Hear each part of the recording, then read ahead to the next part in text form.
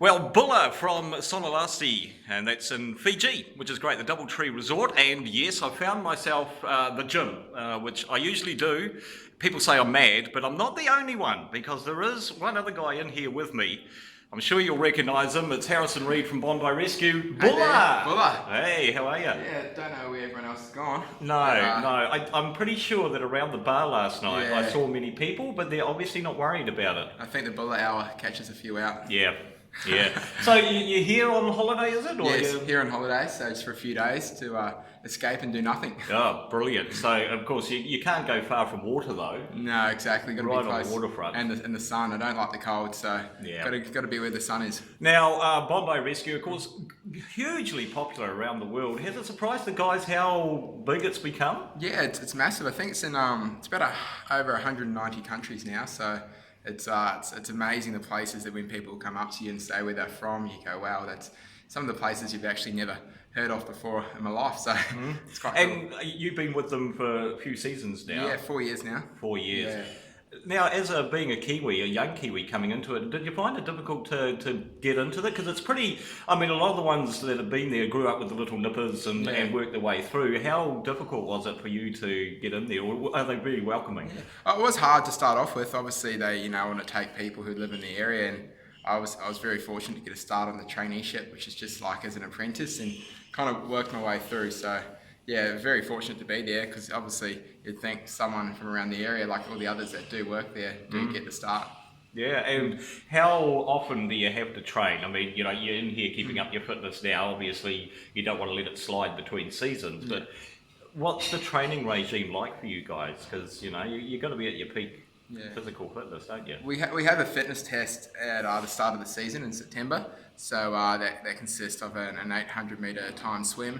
We do an M shape, which is run, board and swim in the ocean. Go through that twice, and that's timed as well. Then also another interview. So, but obviously you got to train leading up to that. A few months coming up to that, everyone's training, and obviously about now you can let ourselves. We've seen the training on the show, and it seems like even though the pressure is there, and we've seen it before with a few of them, they've only just squeaked in or had to do it again to squeak in, and it's very, very important to them. There's a lot of fun goes on as well. Yeah. Does that fun that we see on the program, is that how it actually is? It's how it actually is. Yeah. We probably have more fun than we actually show, because there's a great group of guys that we work with, and we work hard and we play hard, so as long as we get the job done. Yeah, and you've had a few of the older ones retire over the last year or so. How does that make the team feel? I mean, obviously there's a big bond when it comes, and I know that they return to the beach. I mean, they haven't gone, entirely, but how does that feel within the team when those older ones, your mentors, have actually moved on?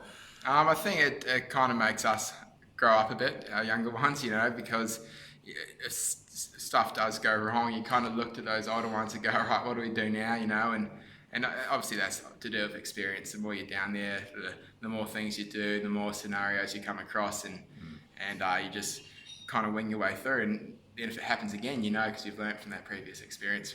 So highlights of working at Bondi Rescue?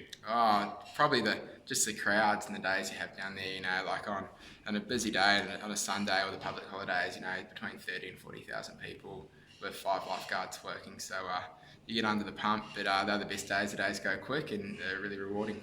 Low lights?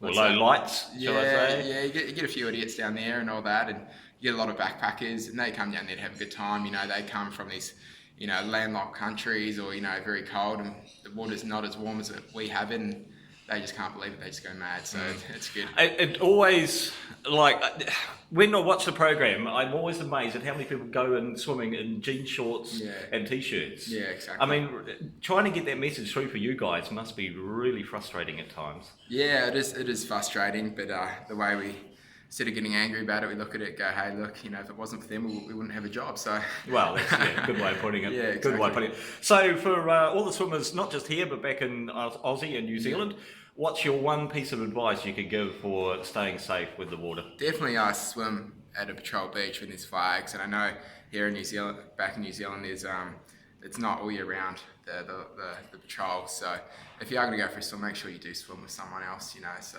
don't swim alone, and just be aware of your surroundings and where you are. Fantastic. Well, thank you for taking the time worries. with our busy workout. Yes. We're crowded in here, and enjoy your stay in Fiji. Thank you. You too.